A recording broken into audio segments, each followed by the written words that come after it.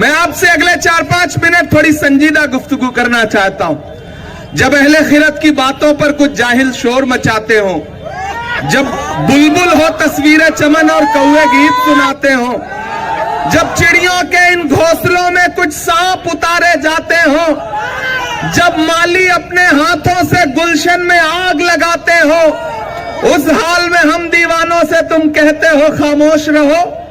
हम लोग अनल हक बोलेंगे, हम लोग अनल हक बोलेंगे। मैं यहां सच बोलने के लिए आया हूं। धारावी वालों, दिल्ली से लेकर के महाराष्ट्र तक की सरकारों की बुरी नजरें हैं धारावी पर। वो चाहते हैं कि धारावी एक उद्योगपति के हाथ की कठपुतली बन जाए। क्यों? क्योंकि यहां गरीब आदमी रहता है जो रोजी रोटी की तलाश में आया और उसने एक छोटा सा आशियाना बना लिया। लेकिन ये सरकारें ये भूल जाती हैं कि ये जो गरीब आदमी है, ये जो आम आदमी है, न इसको खरीदा जा सकता है, न इसको डराया जा सकता है। आप धारावी की आवाम को डरा नहीं सकते। और जब धारावी की नुमाइंदगी असेंबली में ज्योति ताई करेगी तो धारावी की आवाज को और कोई नहीं दबा सकता। इसलिए मैं आपसे अपील करता हूं साथियों कि आने वाली 20 तारीख को बहुत एहतियात के साथ घरों से बाहर निकलना है। जब भाजपा सीधे लड़ाई में, महायुति सीधे लड़ाई में चुनाव नहीं जीत पाती ना, तो नए नए लोग पकड़ के लाती है ताकि कोई 1000 काट ले, कोई 2000 काट ले। मैंने सुना है कोई हाथी लेके घूम रहा है, कह रहा है इस पे बैठ जाओ। कोई ऑटो रोक के कह रहे हैं भैया 2 सवारी इधर और बैठ जाओ। किसी झांसे में नहीं आना है। हाथ का पंजा है, हाथ के पंजे में मशाल है। तुतारी बजाओ, गद्दारों को भगाओ। तुतारी बजाओ, गद्दारों को भगाओ। ये चुनाव सीधे महायुति और महाविकास अघाड़ी के बीच में है। एक तरफ उनके नारे हैं कटेंगे बटेंगे, मंगलसूत्र छीन ले जाएंगे, भैंस खोल ले जाएंगे, और एक तरफ हमारे नारे हैं आइए नफरत के बाजार में मोहब्बत की दुकान खोलते हैं। ये रास्ते गवाह हैं धारावी वालों कि राहुल गांधी अपने कदमों पे चलते हुए इन रास्तों से गुजरे थे, ये नारा लगाते हुए कि नफरत छोड़ो भारत जोड़ो, ये नारा लगाते हुए कि आइए नफरत के बाजार में मोहब्बत की दुकान खोलते हैं। मुझे बताइए कि इस मुल्क में नफरत का सबसे ज्यादा शिकार कौन है? हम हैं, आप हैं, आप हैं। तो अगर नफरत खत्म होगी तो सबसे ज्यादा सुकून किसे मिलेगा? हमको मिलेगा, आपको मिलेगा, आपको मिलेगा। उस नफरत को खत्म करने के लिए 4000 किलोमीटर पैदल कौन चला? राहुल गांधी चले। मैं चला था राहुल गांधी के साथ। जब मैं चलता था तो मुझसे मीडिया के साथी कहते थे इमरान साहब आप सांसद बाद में हैं, शायर पहले हैं, आप राहुल जी को चलते हुए देख रहे हैं, क्या कहेंगे? तब मैं कहता था कि जो हर जालिम से टकराएगी वो आंधी बनाऊंगा, जो हर जालिम से टकराएगी वो आंधी बनाऊंगा। नए अंग्रेज आए हैं, नया गांधी बनाऊंगा। मैं चला हूं राहुल गांधी के साथ। मैंने देखा है राहुल गांधी के पैर के छाले। मैं यहां धारावी में खड़ा होकर के आपसे यह कहना चाहता हूं साथियों कि कितनी भी साजिशें हो, कितना भी वोट बांटने की, बर्बाद करने की कोशिशें हो, खरीदने की कोशिशें हो, अरे हम सीधे साधे भोले भाले लोग हैं। दुनिया का कोई अडानी हमारे ईमान का सौदा नहीं कर सकता है। नहीं कर सकता है ना? नहीं कर सकता है ना? ये जो पैसों से सोचते हैं कि इलेक्शन को डिस्टर्ब कर लेंगे, उन्हें बताना कि हम भोले लोग जरूर हैं, हम गरीब लोग जरूर हैं, हम सीधे सच्चे लोग जरूर हैं, लेकिन इतना तो जानते हैं कि नफरत कहां है और मोहब्बत कहां है। ये लड़ाई नफरत और मोहब्बत के बीच में है। मैं एक दिन पार्लियामेंट में खड़ा होकर के बात कर रहा था, उधर से प्रधानमंत्री जी भाषण देने लगे, बोले बताओ कांग्रेस वालों 70 साल में क्या बनाया। मैंने सोचा मैं बताना शुरू करूं, तब तक उधर से खरगे जी बोले इमरान मत बताओ, जो बताओगे ये उसको भी बेच देंगे, इनका काम सिर्फ बेचने का है।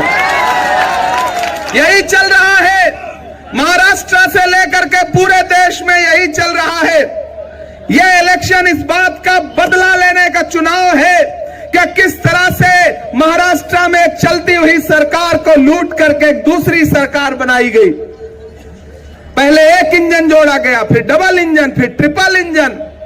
जो कल तक नारा लगाते थे चक्की पीसिंग पीसिंग पीसिंग, वो आज महायुति महायुति महायुति का नारा लगा रहे हैं। इनके झांसे में नहीं आना है।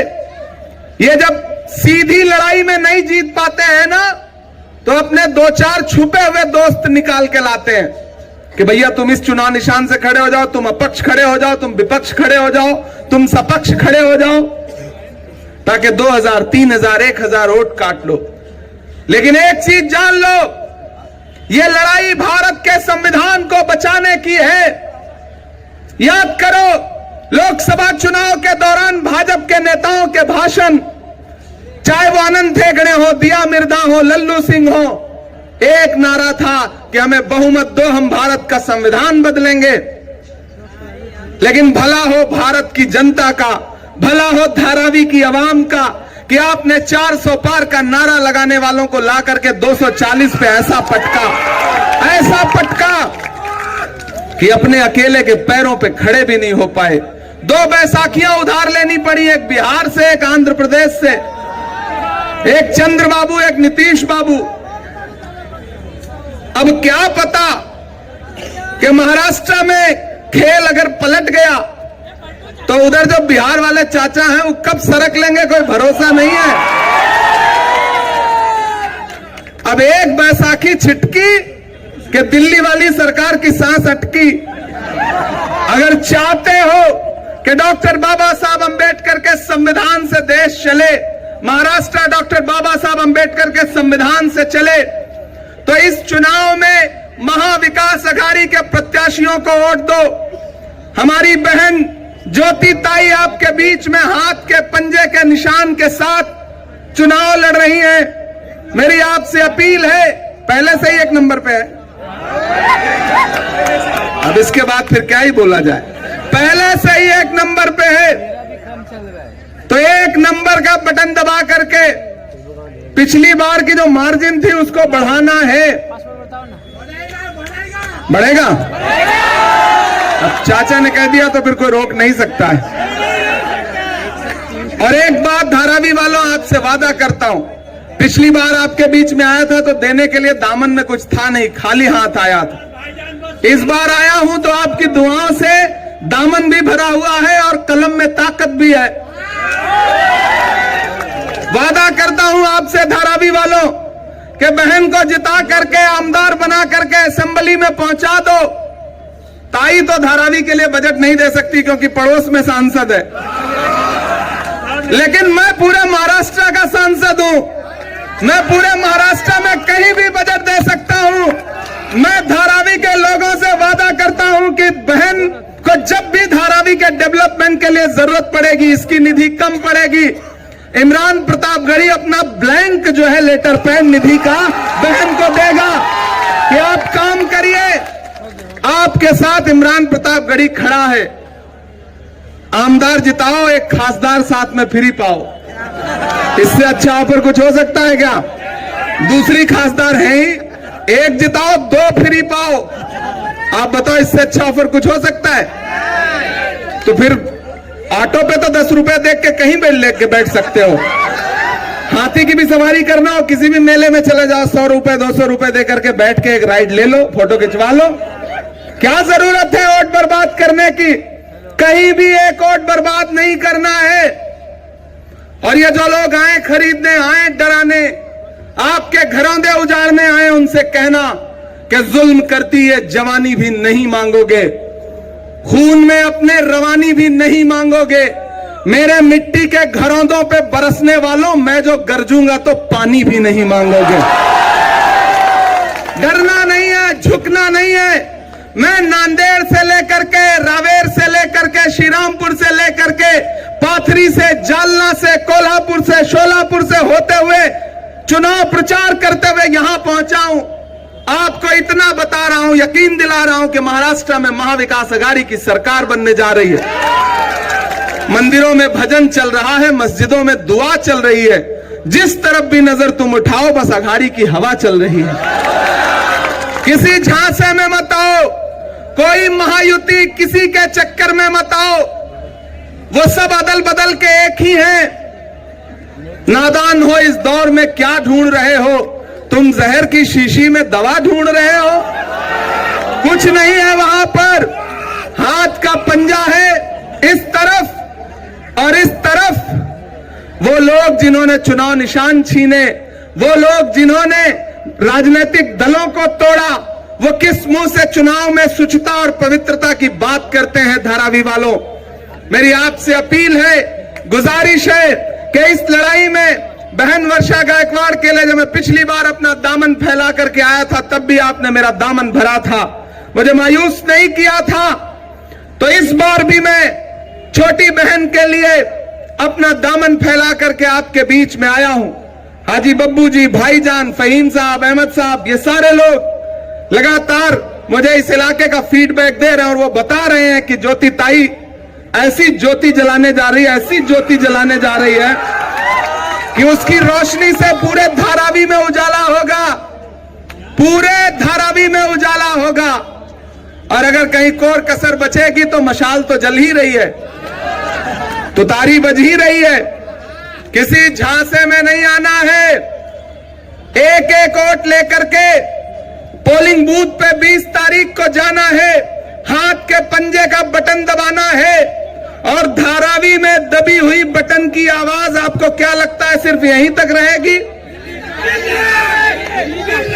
दिल्ली तक जाएगी, हम दो, हमारे दो तक भी जाएगी।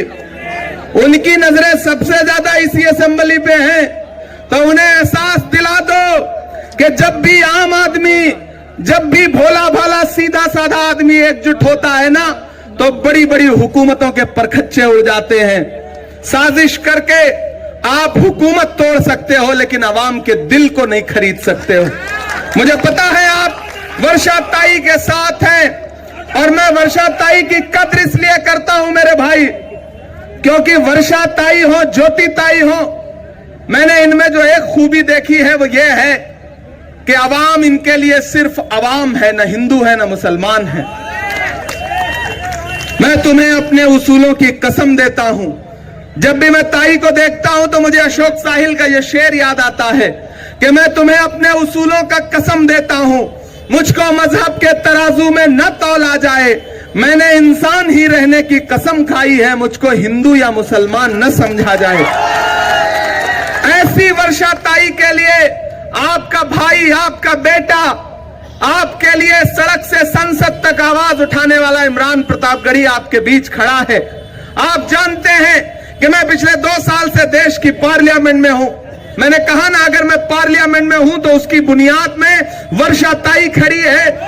वर्षा ताई की वजह से देश की पार्लियामेंट में हूं, तो मैं बहन का शुक्रिया अदा करता हूं और आपसे यह कहता हूं कि मेरे ऊपर जो बहन का कर्ज है उसे उतारने की जिम्मेदारी आपकी भी है, क्योंकि मैं आपका हूं, आपकी दुआओं से पार्लियामेंट पहुंचा हूं।